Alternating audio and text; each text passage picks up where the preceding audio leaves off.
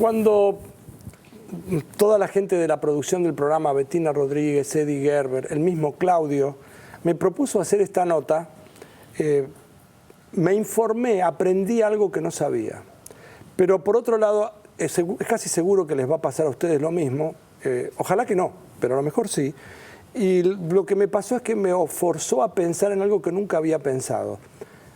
Voy a presentar a Luciana Scatti Peñalosa y ahora les voy a decir por qué Luciana está acá y por qué va a ser importante escucharla. Es obvio que cualquier persona preferiría no estar enferma. O sea, si uno tuviera la opción de elegir estar enfermo o no, ¿quién elegiría estarlo? Ahora, supongamos que uno, va a estar enfermo de algo y esto es inexorable a todos los humanos. En algún momento de nuestras vidas, alguna enfermedad tuvimos. Entonces, lo que uno debería decir, si ya que voy a estar enfermo, por lo menos quiero estar enfermo de algo que sea muy conocido y que se conozca la solución y que esté enfermo muy poco tiempo. Ahora, ¿y qué pasa si de pronto hay una persona que tiene una enfermedad que no es tan frecuente, que no es tan común y de cuya solución a lo mejor se saben algunas cosas y se ignoran muchas otras? Pero no solamente eso, sino que además, ¿qué laboratorio, supongamos que haga falta un medicamento, qué laboratorio va a poner dinero, gente, etcétera, para tratar de resolverle el problema a unas pocas personas que podrían ser los candidatos a tener ese tipo de enfermedad, que son las enfermedades conocidas con el nombre de poco frecuentes? ¿Hizo una presentación razonable del tema? La verdad que sí. La verdad que con muchas preguntas que son el sucesivo episodio de quienes atravesamos la vida con alguna de ellas en nuestro seno familiar. Y la verdad que sí, que es un poco difícil, ¿no? Y sobre todo esta gran pregunta, ¿quién elegiría estar enfermo? Como primer punto. Y después el otro concepto importante es todos somos potenciales pacientes, ¿no? Contrapuesto a eso. Así que sí, el universo de lo que son las enfermedades poco frecuentes tiene, la verdad, bastantes desafíos por delante, no solo para quien lo padece, sino para su entorno familiar y por sobre todo también para los estados, ¿no? Que tienen que poder asimilar esta situación de una gran población. En la Argentina estamos hablando aproximadamente el 8%. ¿8%? 8% de la población, lo que representaría 3.200.000 argentinos que están padeciendo, están conviviendo con una de estas enfermedades que en su marco general suman aproximadamente 8.000, identificadas por la Organización Mundial de la Salud. Con lo cual, vaya si hay tela para cortar. Bueno, estoy abrumado porque ahora sí que ya conozco un poco más, tengo un poco más de información, estoy un poquito más educado para poder preguntar, no mucho, porque en definitiva usted o ustedes o vos coexisten, porque la pregunta que me hice mientras estaba leyendo toda la información que iba a necesitar para poder hacer esta nota, pregunté, ¿por qué alguien habría de querer dedicarse a lo que... ¿Vos que sos presidenta? Yo era presidenta hace un poquito tiempo de la Federación Argentina de Enfermedades Poco Frecuentes. Entonces, para que una persona tenga, digamos, hay mucha gente que le dedica sus vidas a hacer el bien a otros. Digamos, ahí está plagada la sociedad de eso, afortunadamente. Pero también es verdad que para que a alguien se le ocurra tener una situación... Yo nunca lo padecí. Y esto sí que es un padecimiento. De pronto descubrir que hay alguien, o yo, o alguien que está cerca mío, que tiene una enfermedad poco frecuente. Entonces, digo, ¿por qué a alguien se le habrá ocurrido esto hasta que me entero de que vos sí tenés o alguien que es un hijo tuyo? Una hija mía. Una hija tuya. ¿Qué dificultad tiene ella? ¿Qué te llevó y qué pasó? El común denominador, todos en realidad contamos esto en primera persona, quienes conformamos estas organizaciones. La federación está conformada por 62 miembros, o sea, 62 organizaciones individualmente dedicadas a una patología poco frecuente específicamente.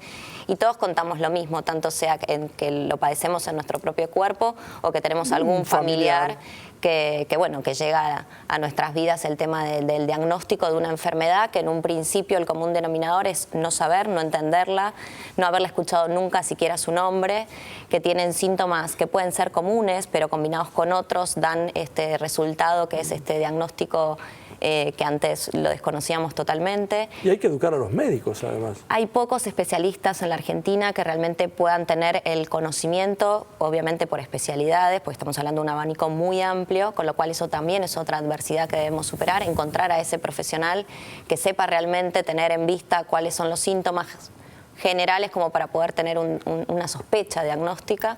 Después los centros de atención, porque no solo ese profesional, claro, sino todo el contexto que se necesita para poder atender a estas patologías, la información general, la información de la comunidad, la información de los centros de atención, la información de los propios profesionales. Los medicamentos. Los medicamentos específicamente. Tratamientos. Exactamente. Y también todo lo que tiene que ver con la investigación, ¿no? Claro. Con el impulso de la investigación en estas enfermedades. La Organización Mundial de la Salud ha determinado hace unos años que solo 1.500 de estas 8.000 están siendo investigadas. Obviamente el abanico es tan grande que las hay degenerativas, las hay genéticas, las hay crónicas. Es muy amplio todo este espectro, por eso nosotros necesitábamos agruparnos, así es como surge esta federación, que obviamente, bueno, hoy somos 62, pero hay un montón de otras organizaciones individuales que se dedican a esto porque es tanta la adversidad que hemos visto que necesitamos un lugar en común para hacer la fuerza y la atracción, para poder cambiar un poco la realidad de nuestro país y del mundo, ¿no? Y el rol del Estado, porque ¿quién se va a ocupar? ¿Qué privado? Salvo que sea alguien que, como en el caso de ustedes, y aparte hay que tener los recursos. Porque en definitiva uno puede estar tener mucha voluntad en hacer, pero digamos, ¿con qué lo hace uno? Digamos, uno tiene una hijita o un hijito que tiene un problema y uno que se deja de trabajar para dedicarle la vida y uno lo querría hacer, pero al mismo tiempo tiene que darle de comer a la misma criatura. Exacto. O sea, es una cantidad, el rol del Estado en esto es esencial. Esto no da dinero. La pregunta, digamos, primera es la siguiente. La primera cosa que se me ocurrió fue decir, ¿qué tiene que pasarle a una enfermedad para que sea considerada poco frecuente? ¿Cuántas personas tiene? La denominación en la Argentina hay una ley, sí, igual que sigue un correlato mundial, que sí, se especifica que para que una enfermedad sea poco frecuente tiene que tener una prevalencia de una persona o menos en 2.000 habitantes. Esto quiere decir que... ¿Es considerado 1 en 2.000? ¿Es considerado poco? 1 en 2.000, sí. Internacionalmente es la prevalencia que se maneja para considerarla. Esto también es importante porque cuando uno empieza a hablar de estas enfermedades, internacionalmente también se llaman enfermedades raras, uno tiende a pensar que son realmente enfermedades muy extrañas en su etiología y no es así, se las llama de esta manera por su prevalencia. Esto quiere decir que hay un montón de enfermedades que comúnmente uno suele escuchar que están dentro de este paraguas. Esclerosis múltiple. Sí, digo, pero la esclerosis múltiple ya, digamos, no sé si es considerada, ¿es considerado rara? Es considerada poco frecuente por su prevalencia. Esto es el concepto, no asociar a la rareza de la enfermedad, sino asociarla a la prevalencia. Esa es la denominación que nosotros tenemos por ley, que es la ley 26689, que determina y define que en la Argentina se considera una enfermedad bajo estas prevalencias. ¿Cuál es la más frecuente de las no frecuentes? Esa es una respuesta que para tratar de ver si alguna vez escuché hablar de alguna tiene un desafío muy grande. ¿Por qué? Porque justamente el significado de lo que son las enfermedades. Estamos hablando que quizá hay enfermedades de 1 en 1,5 millones de habitantes. Entonces, son las más frecuentes aquellos que tienen el piso mínimo, que es 1 en 2.000. 1 en 2.000. ¿Y hay alguna que me puedas mencionar? Enfermedad de Crohn y colitis ulcerosa, bueno, por pero ejemplo. yo tengo un sobrino que tiene enfermedad de Crohn y que en realidad tiene colitis ulcerosa. Bueno, es un problema muy serio. Yo, a su vez, presido la Fundación de Crohn y colitis ulcerosa, por eso soy miembro de la federación.